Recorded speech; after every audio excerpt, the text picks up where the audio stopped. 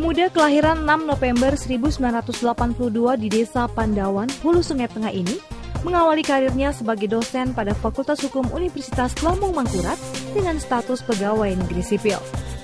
Selain produktif menulis buku maupun menulis di media, kepiawaiannya dalam berkomunikasi mengantarkannya sebagai pembicara pada forum ilmiah berskala lokal dan nasional.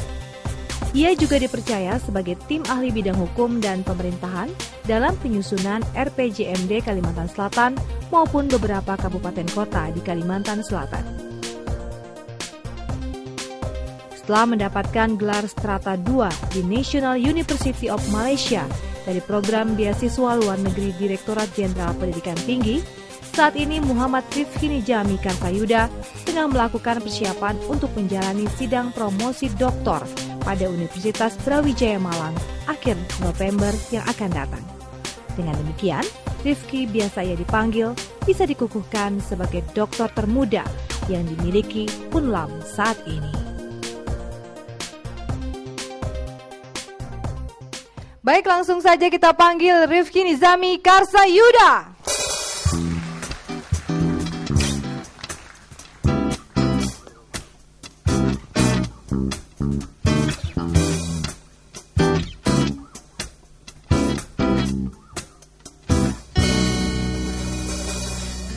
Ya, tepuk tangan dulu.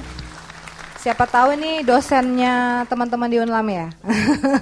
Gimana ya ngadepin dosen yang muda begini? Yes. Baik, apa kabar?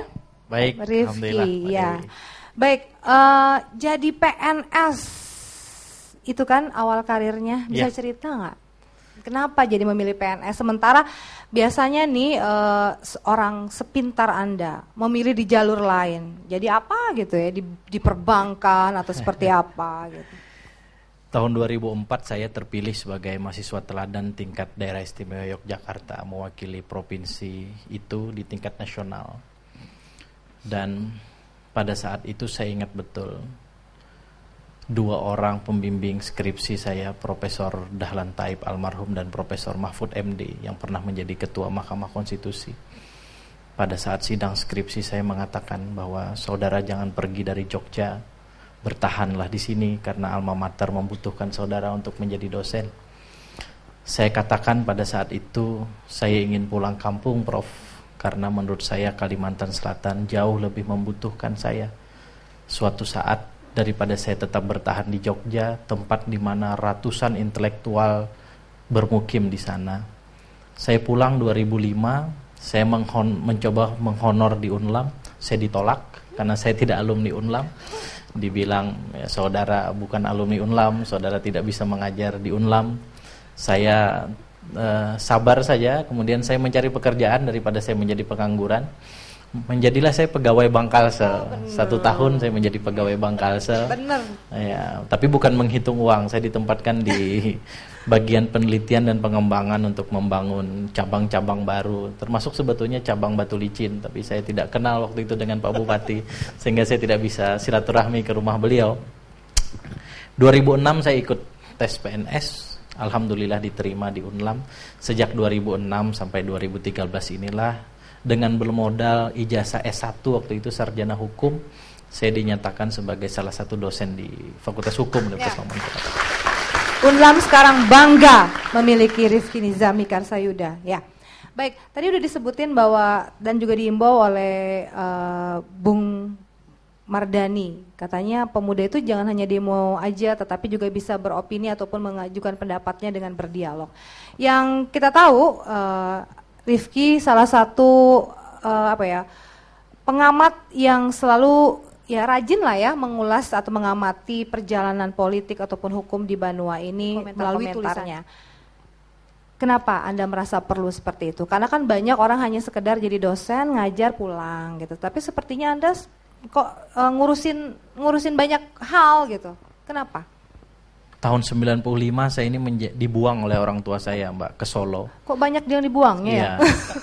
Mungkin karena terlalu nakal waktu di Barabai dulu. Jadi menjadi santri di satu pondok pesantren, namanya Pondok Pesantren As-Salam. Oleh kiai saya dipesankan bahwa menjadi orang itu jangan sibuk hanya dengan rutinitasnya. Karena konon katanya nanti di Yaumul Hisab ada seorang yang sejak dari TK, SD sampai dengan kuliah, itu kuliahnya ngambil bidang agama Islam. Kemudian menjadi guru besar di bidang agama Islam juga. Kerjanya mengajar, menjadi dai kemana-mana. Tapi kemudian begitu dihisab oleh Allah, yang bersangkutan justru dimasukkan ke neraka, tidak masuk ke surga. Padahal rumus umumnya harusnya dia masuk surga. Yang bersangkutan protes, "Ya Allah, kenapa aku masuk neraka?" Allah menjawab, "Anda cuma hanya bisa mengajar dan ceramah. Tapi ternyata apa yang Anda ajarkan dan Anda ceramahkan itu tidak merubah kondisi sosial Anda. Tempat hiburan malam di dekat kampus saudara masih bercokol gitu. Mahasiswa saudara malamnya suka ke tempat hiburan malam. Di sana terjadi prostitusi, narkoba dan seterusnya. Lalu Anda ngapain belajar agama?"